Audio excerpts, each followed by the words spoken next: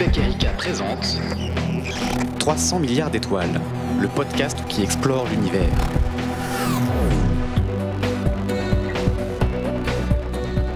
Bonjour à tous, j'aimerais vous proposer aujourd'hui quelques destinations de vacances. Si vous aussi vous traversez difficilement la morosité et la grisaille hivernale, pourquoi ne pas partir au soleil? Ou même, soyons ambitieux, de s'accorder du bon temps sous 2 soleils. Ce serait possible si vous dégoûtiez une petite terrasse sympathique quelque part sur Kepler 35b, une planète qui orbiterait autour de 2 étoiles Kepler 35a et b. Si vous préférez les ambiances tamisées, optez plutôt pour Proxima b, avec ses océans et sa douce lumière de sa naine rouge en guise de soleil. Enfin, si vous êtes plutôt branché vacances de luxe, je vous conseille HD 219134b, au sol littéralement jonché de rubis et de saphirs.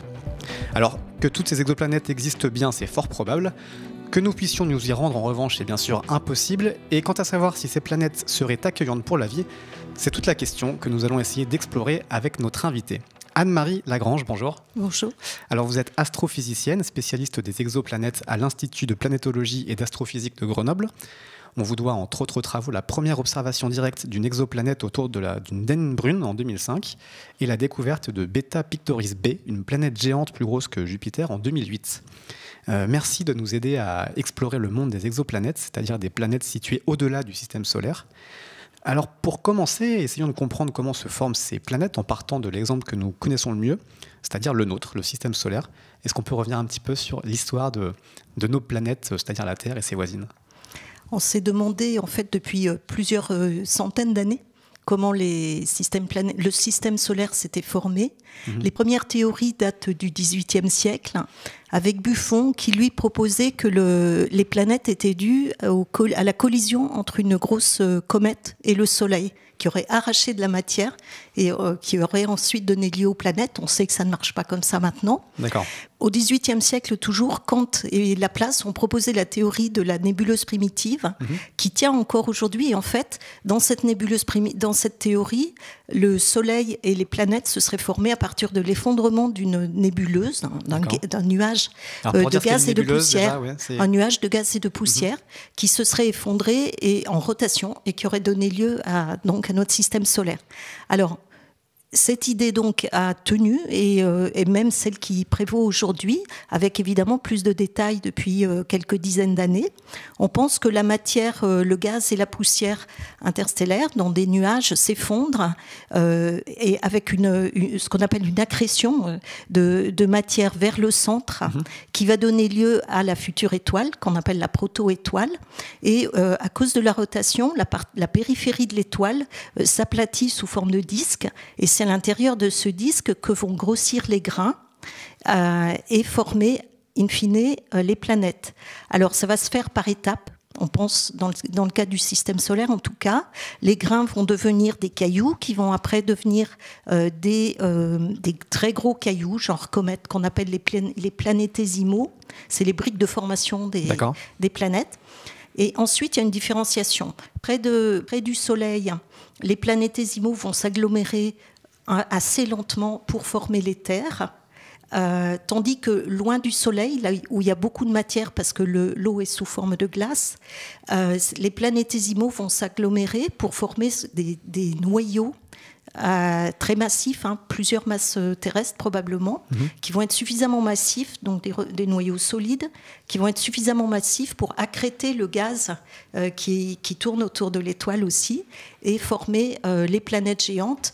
Et pour donner une idée, Jupiter, c'est 300 fois la masse de la Terre, donc il faut quand même beaucoup de matière. C'est l'essentiel de la masse du système solaire hors Soleil. C'est ça. Tout ça se démarre il y a 4,5 milliards d'années, la naissance de notre système solaire. Ça prend combien de temps ? C'est finalement relativement rapide, ces premières formations d'astres. Une fois que le Soleil est formé, le reste se forme assez rapidement ? Alors, on sait que la formation des Jupiters doit être très rapide, des planètes géantes, parce que quand on regarde d'autres systèmes en formation, on voit que le gaz disparaît très vite, en quelques millions d'années. C'est peut-être 3, c'est peut-être 5, c'est peut-être 10, mais au bout de 10 millions d'années, disons, il n'y a plus de gaz. Donc il n'y a plus de matériel, il n'y a plus de réservoir de gaz pour former les géantes. Donc les planètes géantes se forment très vite. En revanche, les terres, elles vont se former vraisemblablement plus lentement. Quelques dizaines de millions d'années ou quelque chose comme ça. Oui, un éclair de l'échelle de l'univers. C'est court, oui. C'est court à l'échelle la vie de l'étoile. Vous employez le terme accrétion pour décrire cette agglomération de matière. Au début, on est d'accord, c'est pas la gravité qui entre en jeu, c'est vraiment un effet de choc de toutes ces matières extrêmement présentes qui s'agrègent par collision successive. Alors, il y a deux choses. Il y a la formation de la matière solide qui s'agrège, comme vous dites, et il y a l'accrétion du gaz, le gaz qui va tomber pour former la protoétoile, qui va s'effondrer sous l'effet de la gravité. Ce qui donne deux types d'étoiles, donc vous disiez les géantes, gazeuses, et les planètes telluriques, comme la nôtre. Pourquoi est-ce qu'on a une différence de formation, en tout cas dans le système solaire? Les quatre plus proches sont telluriques, les plus lointaines sont gazeuses. Cette différenciation, elle vient d'une répartition différente de la matière au sein de ce nuage primordial? Alors, cette question est très intéressante parce qu'en fait, jusqu'à présent, jusqu'à très peu de temps, on ne connaissait que le système solaire, donc on pensait que tous les systèmes planétaires étaient comme ça, avec les planètes telluriques proches. Et c'est logique, on peut se dire qu'il y a moins de matière, il y a moins de gaz, donc on ne peut pas former des très grosses planètes très près. Et ça reste vrai. Et puis les planètes géantes qui se forment parce qu'il y a beaucoup de matériaux. Maintenant, on sait, et là on déborde un peu sur ce dont on va parler, mais on sait maintenant que l'architecture des systèmes planétaires extrasolaires est beaucoup plus diversifiée que ça. Donc il se pourrait que ce soit juste le hasard qui fait qu'on est comme ça. On ne sait pas bien. Le fruit du hasard. Alors pour revenir aussi une seconde en arrière sur l'origine de la matière en elle-même, on sait que le Soleil, c'est principalement de l'hydrogène et de l'hélium. Le fait que finalement, on ait pu agréger assez de matière pour former la Terre avec du fer, du nickel, plein d'éléments, cette matière-là, elle vient d'où? Elle vient d'avant le Soleil? C'est-à-dire que la nébuleuse elle-même est une ancienne étoile? La matière n'est que recyclée, en fait. Donc vous savez, les étoiles très massives vivent très peu de temps. Donc les plus massives vont exploser, elles auront synthétisé des matériaux plus lourds qui vont être rejetés comme ça dans l'espace. Donc l'espace s'enrichit d'éléments plus lourds. Et effectivement, nous, on est le fruit de tout ça. Quand on parle de nébuleuse primitive, c'est le résidu d'une ancienne étoile qui a explosé d'une supernova, c'est ça? Non, c'est de la matière dans le milieu interstellaire, dans l'espace interstellaire. Il y a des condensations, des nuages qu'on appelle des nuages moléculaires qui sont gigantesques, comme celui d'Orion par exemple. Et à l'intérieur de ces nuages, il y a des condensations et c'est ça qu'on va appeler la nébuleuse. Elles font quelques centaines d'unités astronomiques, donc quelques centaines de fois la distance de la Terre au Soleil. C'est assez petit déjà. D'accord. Et une dernière étape importante à évoquer peut-être pour la suite, c'est que dans la formation de la planète Terre, il y a une différenciation qui s'opère, qui fait qu'on a aujourd'hui un noyau, un manteau et une croûte. Au moment où la température était assez forte pour liquéfier la matière, et à ce moment-là, par effet de gravité, ça se sépare en gros, c'est ça? Alors en fait, la Terre, vous avez raison de le souligner, la Terre n'a pas toujours été comme elle est, loin s'en faut. Au début, c'était vraisemblablement une boule de magma, un magma chaud, très chaud, 1000-2000 degrés, et qui peu à peu s'est refroidi. La matière s'est effectivement stratifiée, etc. Il y a eu du volcanisme aussi qui a beaucoup fait évoluer la surface de la Terre. Donc voilà, c'est tout ça qui fait qu'aujourd'hui, elle est comme ça, mais on sait qu'elle a vraiment beaucoup changé depuis sa formation. Bon, voilà pour quelques bases sur notre propre identité au sein du système solaire. Vous le disiez, ça fait des siècles qu'on réfléchit au mode de formation des planètes, mais ça fait que un peu plus de 20 ans, 25 ans, depuis 1995, qu'on a officiellement découvert l'existence de planètes en dehors du système solaire, avec une planète qui porte encore ses noms improbables d'exoplanètes, 51 Pégasi B, qui tourne donc autour d'une autre étoile. Pourquoi ça a pris autant de temps de découvrir des exoplanètes? Je crois qu'on a pris beaucoup de temps parce qu'on cherchait des systèmes analogues au système solaire, justement. Si on imagine qu'on cherche l'équivalent d'un système solaire, aujourd'hui, on n'est pas capable de le détecter.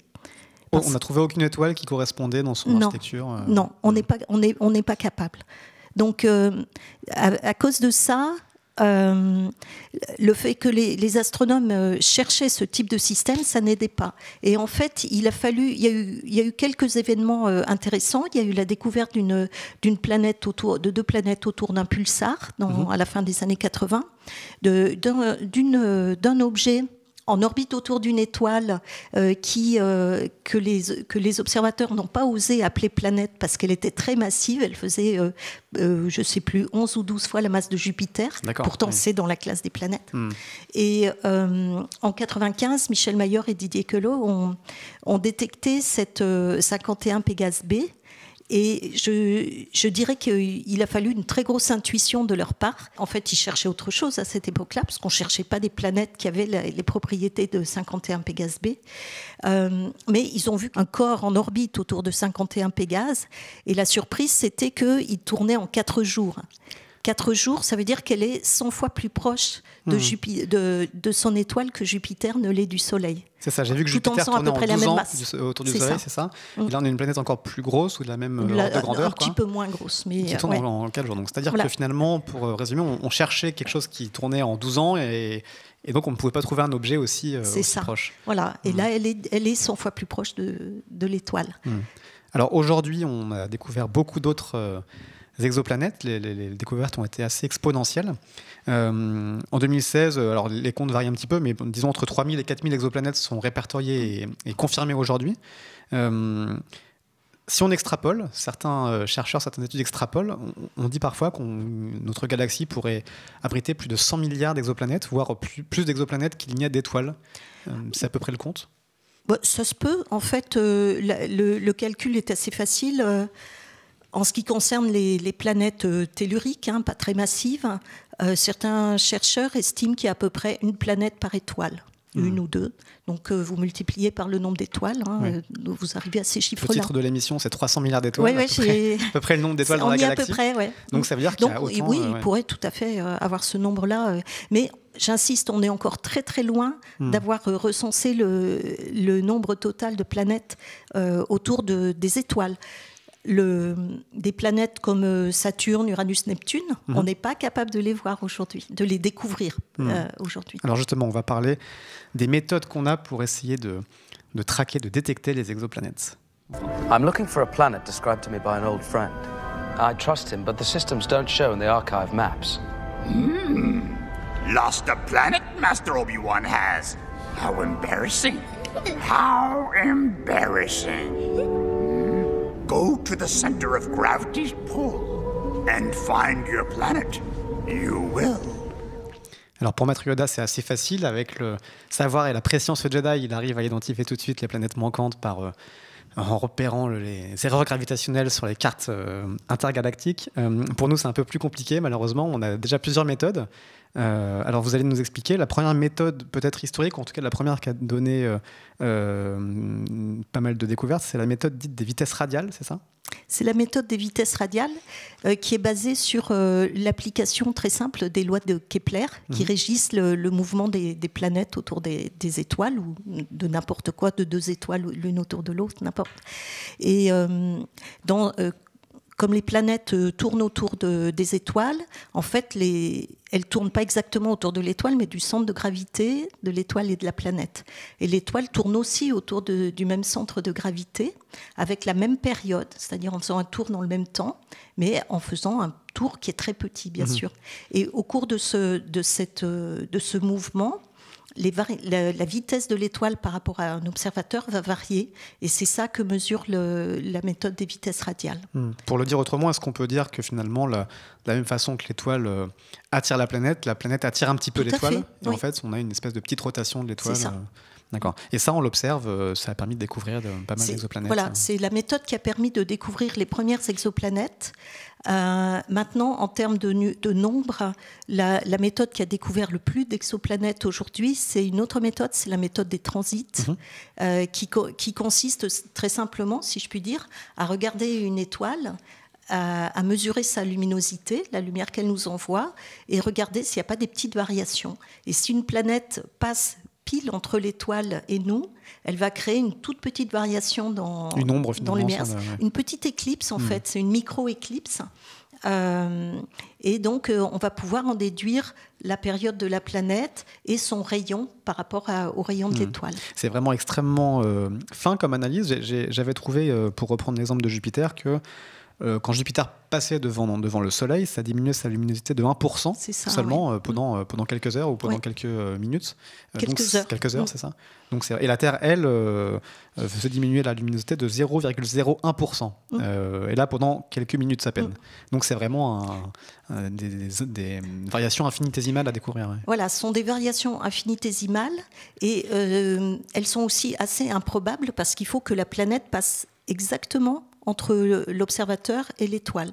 Ce qui fait qu'il faut que son orbite ait la bonne orientation. C'est pour ça que si on regarde une étoile au hasard, on a très peu de chances de découvrir des planètes comme ça. En fait, ce qu'il faut, c'est observer des milliers d'étoiles pour avoir des chances de les découvrir. Et il faut aller plutôt dans l'espace, bien qu'on puisse travailler au sol, mais dans l'espace, on est plus efficace, on peut détecter des plus petites variations. Et c'est comme ça que COROT et puis ensuite Kepler, le satellite américain, a détecté plus de 2000 exoplanètes. Kepler qui a fini sa courte vie l'an dernier, en 2018, à qui on doit la majorité finalement des exoplanètes découvertes aujourd'hui. Oui. On a encore des observatoires sur Terre qui découvrent aussi des exoplanètes, au Chili notamment. Je sais qu'il y a l'Europe qui a un observatoire là-bas. Alors, il y a encore énormément d'observations au sol, même en transit, dans la méthode que je viens de mentionner. Là, on multiplie le nombre de télescopes pour observer suffisamment les étoiles, donc il y en a. Et aussi, depuis le sol, on essaie d'observer directement les planètes, d'en faire des images. On y arrive déjà ? Et on y arrive, c'est ce qu'on a fait notre équipe depuis quand même quelques années. Il faut simplement de très gros télescopes pour y arriver, et il faut aussi qu'ils soient équipés d'outils qui corrigent des perturbations de l'atmosphère. Alors j'avais noté parmi les autres méthodes qui sont plus marginales, mais qui existent aussi, la méthode qui a un joli nom de micro-lentille gravitationnelle. Là, on s'appuie sur la théorie de la physique relativiste. En fait, c'est la déviation de la lumière par la présence de la planète. C'est ça qui permet de prouver la présence d'un astre. C'est ça, oui. On a d'abord on regarde, il y a un astre très lointain qui envoie une courbe de lumière, qui envoie sa lumière. S'il y a une étoile qui passe devant, elle va créer une première déviation, si vous voulez. Et puis s'il y a une petite planète, elle va créer une petite déviation encore plus petite. C'est une méthode qui est très intéressante parce qu'elle donne des informations statistiques. En revanche, quand une planète est détectée, on ne peut pas l'étudier parce que l'étoile est passée devant le corps lointain et c'est fini, ça ne reviendra pas. Et finalement, c'est la combinaison de ces différentes méthodes qui permet d'observer les étoiles. Vous le disiez, l'observation par le transit, ça ne marche pas si l'étoile n'est pas pile dans l'axe avec la Terre. Dans ces cas-là, on peut utiliser la méthode des vitesses radiales ou essayer d'autres méthodes. Est-ce que potentiellement toutes les étoiles sont observables pour y détecter des planètes, ou est-ce qu'il y en a qui restent en dehors de notre vision ? Vous avez raison de le souligner. Les méthodes là sont très complémentaires en fait. Les vitesses radiales et les transits vont détecter des planètes qui sont relativement proches de leur étoile parce qu'elles sont basées sur le retour de la planète, je dirais. Il faut qu'on voit plusieurs fois la planète passer, la signature de la planète pour être sûr qu'il y a bien une planète. Donc elles vont détecter des planètes proches. L'imagerie, elle, pour des raisons techniques, va permettre de détecter des planètes lointaines. Et il y a aussi une autre méthode dont on n'a pas parlé, mais qui va donner plein de résultats dans les années qui viennent, c'est l'astrométrie. On va cette fois-ci essayer de détecter le léger bouger de l'étoile dans le ciel, toujours dû aux lois de Kepler. Et là, le satellite de l'Agence spatiale européenne Gaia, qui a commencé à observer en 2013 et qui est encore en train d'intégrer des données, va nous donner plusieurs milliers de nouvelles planètes dans quelques années, en 2022 ou quelque chose comme ça. On fonde aussi beaucoup d'espoir sur le James Webb satellite qui devrait aussi entrer devenir opérationnel dans quelques années. Lui, c'est quelle méthode qui avait utilisé vous ? Alors, James Webb, je ne pense pas qu'il détecte. Il a quelques niches pour lesquelles il va peut-être détecter des nouvelles planètes, mais il va être tellement demandé que ça ne va pas être un instrument de détection, ça va être en revanche un extraordinaire instrument de caractérisation des planètes. Donc, une fois qu'une planète est connue, Webb va faire de la spectroscopie pour étudier étudier l'atmosphère de cette planète. Alors 4000 planètes découvertes aujourd'hui sur 100 milliards, il reste du travail, vous avez quelques années encore devant vous de labeur, ça, il n'y a pas de souci. Ce qui est aussi très intéressant, c'est qu'on découvre tout un bestiaire, un éventail de planètes très différentes les unes des autres. Earth's sun is younger and brighter than Krypton's was. Your cells have drunk in its radiation, strengthening your muscles, your skin, your senses. Earth's gravity is weaker, yet its atmosphere is more nourishing. Oui, dans Man of Steel, Superman, lui, il vient de la planète Krypton, où les différences de gravité, les différences d'atmosphère, de rayonnement le transforment finalement en Superman une fois qu'il est sur Terre. On a d'énormes variations, justement, de gravité ou de type de planète. Il y a un genre de bestiaire, de typologie qui est faite. On distingue d'abord, on a déjà un petit peu parlé, les géantes gazeuses et les planètes telluriques, mais on parle aussi de super-Terre, de Jupiter chaud. Est-ce qu'on peut détailler un petit peu cette typologie ? En fait, il y a plus. Effectivement, on parle des super-terres qui sont des terres qui sont plus massives que la Terre et dont il n'y a aucun équivalent dans le système solaire. C'est curieux. Enfin, la Terre, c'est la planète tellurique la plus massive. Pourquoi est-ce que dans le système solaire, on s'est arrêté là ? Et Kepler a détecté plein de super-terres. Mais qui ne sont pas pour autant gazeuses. Non, qui ne sont pas gazeuses. Ouais. En revanche, après, on détecte des gazeuses, bien sûr. On détecte les fameux Jupiter chauds, comme 51 Pégase B, qui sont des Jupiters et qui sont très très près de leur étoile. On a aussi des planètes océans, des planètes de glace, etc.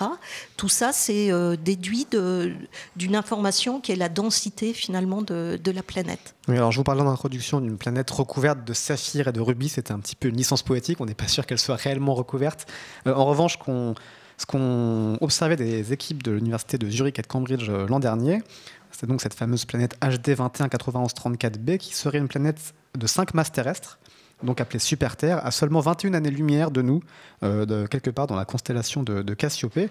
Et les chercheurs parlaient de saphir et de rubis parce que beaucoup d'oxyde d'aluminium, qui est à la base de ces rubis, composerait cette planète qui serait pas composée de fer et de nickel en son cœur comme la nôtre. Et à travers les éléments un petit peu poétiques dont on parle, c'est des éléments précieux pour vous pour essayer de comprendre comment se forment les planètes. Finalement, il n'y a pas une nécessité d'aboutir à un cœur de fer comme le nôtre. On peut aussi avoir un cœur de calcium ou d'aluminium, suivant quels critères finalement ? Je voudrais dire que ce qu'on mesure sur les planètes, c'est quand tout va bien, c'est la masse et le rayon. Le reste est déduit. Donc ça nous donne la densité. On a quelquefois des informations sur l'atmosphère, mais tout ce qui concerne l'intérieur est déduit de la masse et du rayon. D'accord. Donc il y a beaucoup de dégénérescence. Donc il faut être quand même assez prudent avec ça. Malgré tout, on sait qu'il y a d'énormes variations dans cette densité, oui. Ce qui signifierait qu'il y a vraiment d'énormes variations dans les éléments des planètes. Oui, ça on le sait. C'est tout à fait clair et ça nous montre encore une fois que la nature est beaucoup plus diverse que ce qu'on pensait il y a 20 ans ou avant même. Vous parliez de mondes d'eau, c'est pareil, c'est par rapport à la densité qu'on imagine ces mondes d'eau. Est-ce que c'est un petit peu trop extrapolé de dire que certains chercheurs, une étude aussi qu'on avait relayée sur Uzbek Erika au mois d'août dernier, que 35% des exoplanètes ayant au moins 2,5 fois le diamètre terrestre seraient potentiellement des mondes d'eau, c'est-à-dire constitués d'océans géants. Les chercheurs parlaient de composition à 50% d'eau, potentiellement, à comparer aux 0,02% d'eau sur Terre. Donc là, on serait sur des mondes vraiment gigantesques. Là, on est dans la pure théorie. Il n'y a pas de preuve de ces compositions-là. Non, il n'y a pas de preuve. Non, on n'a aucune preuve observationnelle. On sait simplement que pour un rayon donné avec cette densité, il faut avoir plus ou moins d'éléments légers, on va dire. Oui, d'accord. Alors, toutes ces exoplanètes sont parfois accompagnées d'exolunes. C'est aussi une autre piste pour les trackers d'exoplanètes. Là aussi, c'est l'an dernier que des chercheurs ont annoncé, toujours avec beaucoup de conditionnels, que 121 géantes gazeuses qu'ils avaient identifiées pouvaient abriter des exolunes, une voire plusieurs exolunes. Et un de leurs arguments est de dire que finalement, il y a 175 lunes dans le système solaire, donc pourquoi pas en avoir aussi ailleurs ? Alors, tout à fait, pourquoi pas. Le nombre, je ne sais pas s'il est correct ou pas, mais effectivement, il n'y a pas de raison qu'il n'y ait pas d'exolunes ailleurs. Oui. Aujourd'hui, on ne peut pas les observer directement, ces exolunes, elles sont observables par le...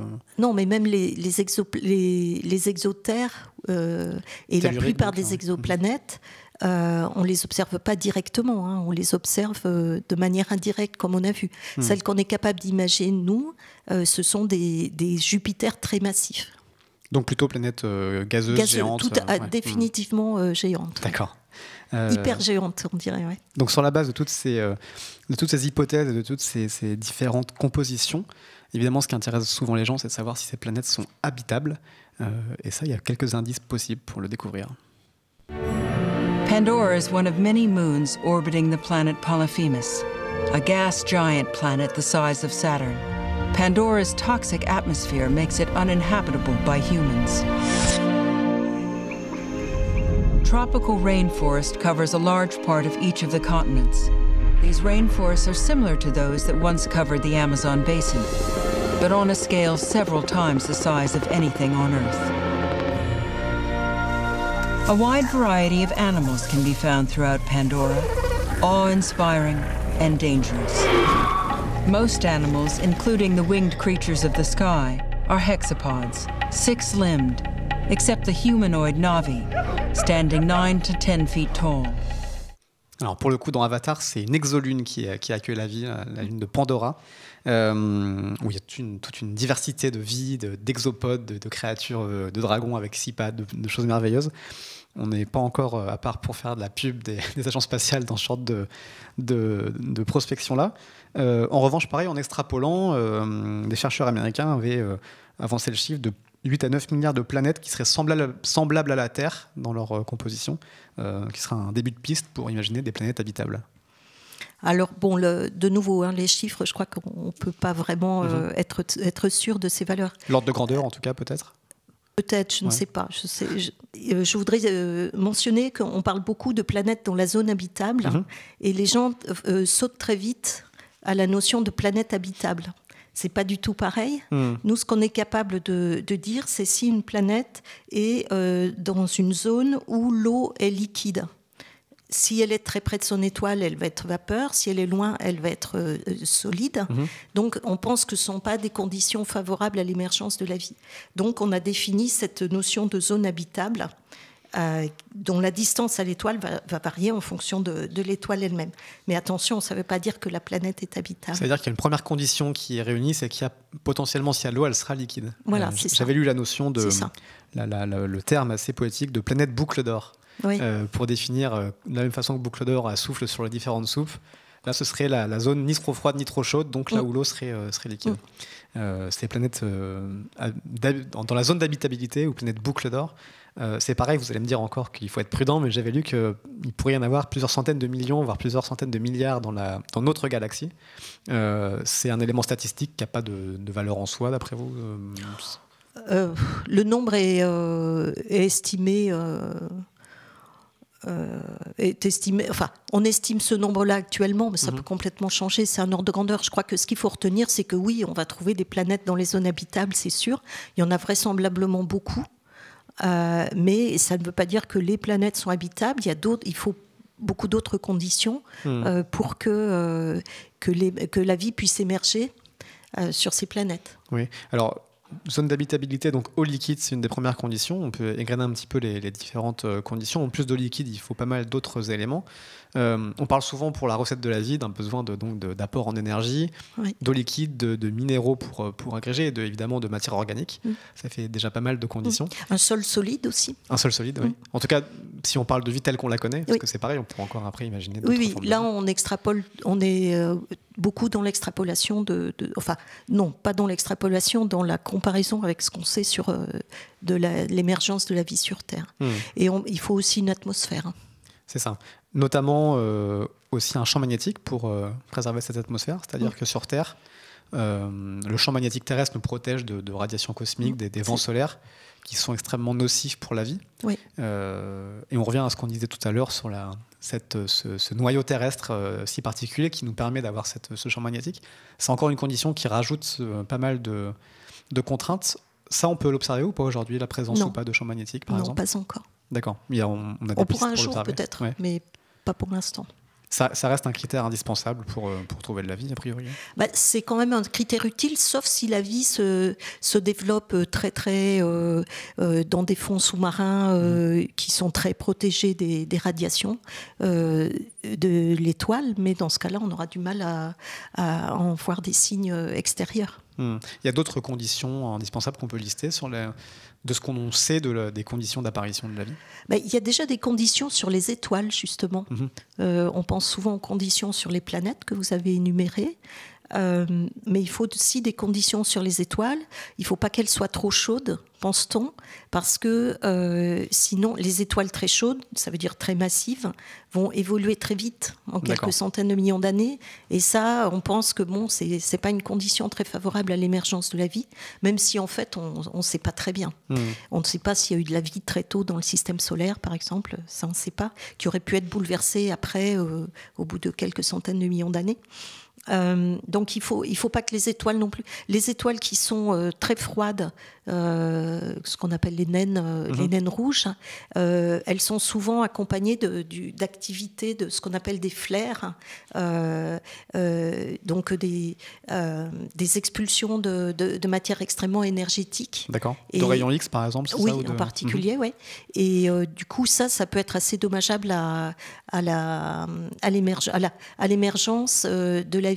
Il faut une relative il faut du temps, pense-t-on, et de la stabilité. Oui, j'avais vu justement que la malheureuse Proxima b avait un temps été qualifiée de planète la plus propice proche de nous pour avoir de la vie, et finalement son étoile émettait beaucoup de rayonnement X, ce qui réduisait à néant les chances d'avoir de la vie, en tout cas similaire à la nôtre. Oui, similaire à la nôtre, on ne sait jamais ce qui peut se produire, mais c'est vrai que c'est pas très favorable. Ouais.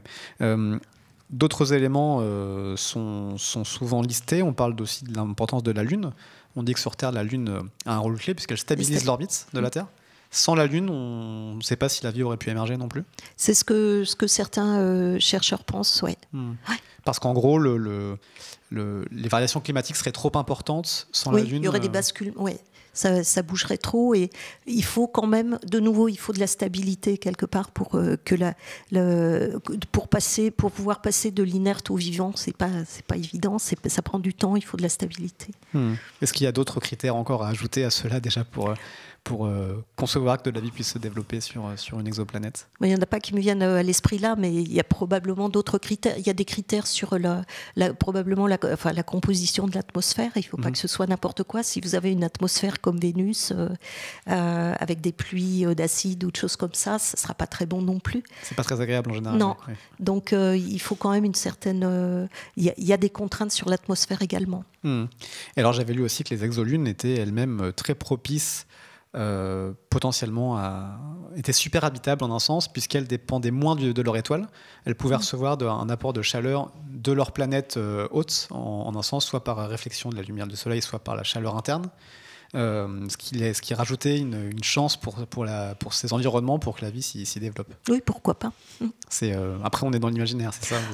Non, et pourquoi pas. Enfin, dans le système solaire, on pense qu'il y a pu avoir de la vie peut-être... Enfin, il y a un moment, on pensait que Titan était un bon exemple pour chercher de la vie. Pourquoi pas. Oui, la lune Europe aussi, on en a parlé sur Uzbek Erika, de la lune de Jupiter, qui émet des geysers d'eau, qui est un signe du coup que son océan interne a une chaleur. Et les effets de marée générés par la grande masse de Jupiter pourraient créer de la chaleur interne.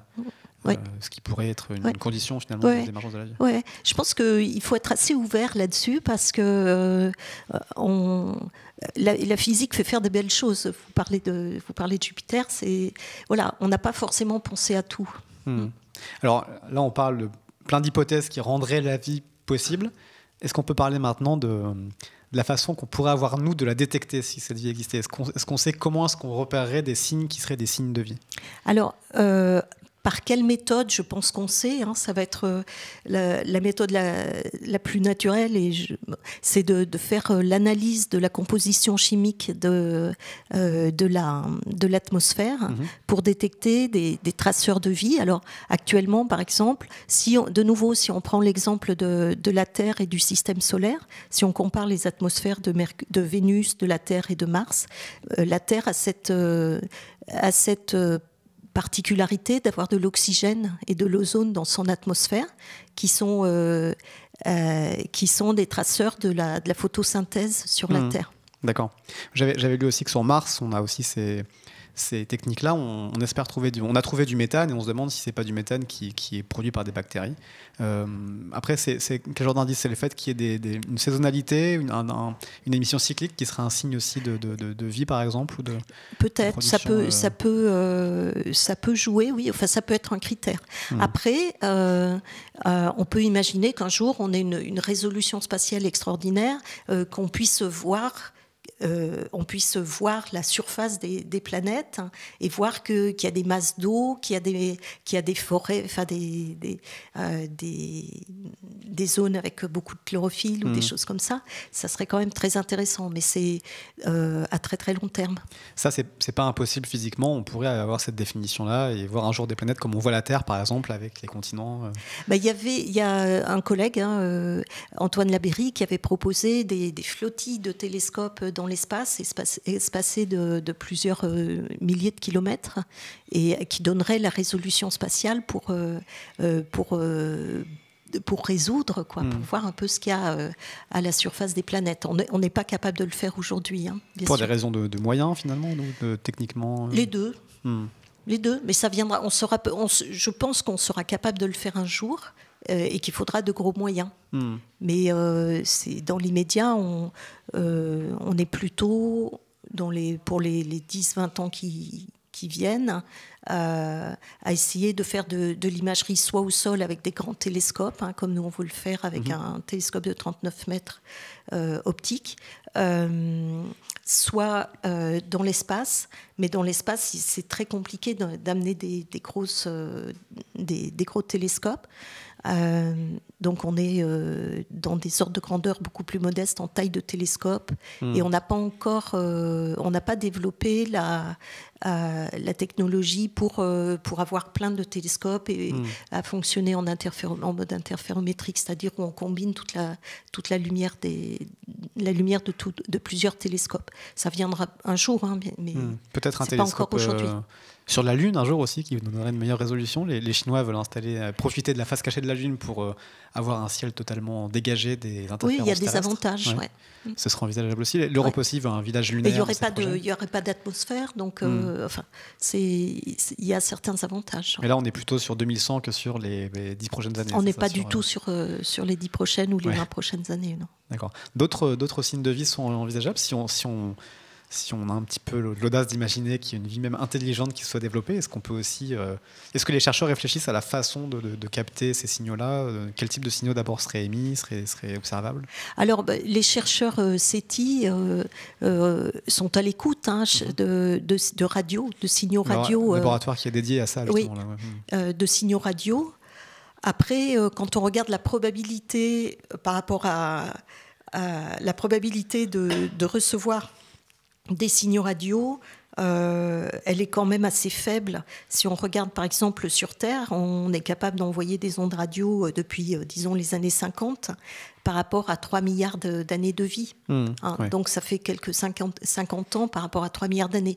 Donc individuellement, la probabilité d'être dans le bon état de capacité est quand même faible. Et puis c'est aussi supposer que la vie doit se développer. Enfin, derrière, il y a un peu l'idée que la vie doit se développer comme elle s'est développée sur Terre. Moi, je crois plus volontiers à encore une grande diversité de la vie avec des choses qu'on ne soupçonne pas, quoi. Donc, on ne peut pas anticiper quelle forme prendraient des signaux envoyés éventuellement. Oui, je crois que c'est difficile d'anticiper ça. Ouais. Alors, vous avez des confrères moins prudents que vous qui parlent notamment l'américain astrophysicien Dan Hooper, qui a fait un article aussi incroyable qu'on avait relayé, qui disait que si des extraterrestres de type 3 existaient, donc sur l'échelle de Kardashev qui classifie les civilisations extraterrestres, donc une civilisation qui aurait colonisé tout son système solaire, on pourrait s'attendre à voir des étoiles bouger, stockées par ces civilisations qui anticiperaient l'éloignement des galaxies entre elles et qui stockeraient de l'énergie comme ça en ramenant des étoiles. On est sur autre chose.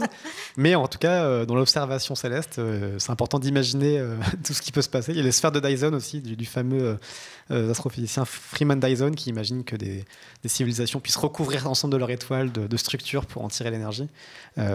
Bon, là, il faudrait quand même d'autres d'autres moyens pour détecter ça. Mais est-ce que ça rentre dans vos réflexions de vous imaginer, pour trouver quelque chose, il faut aussi s'y attendre. Si on ne comprend pas le signal qu'on reçoit, on ne peut pas le décrypter.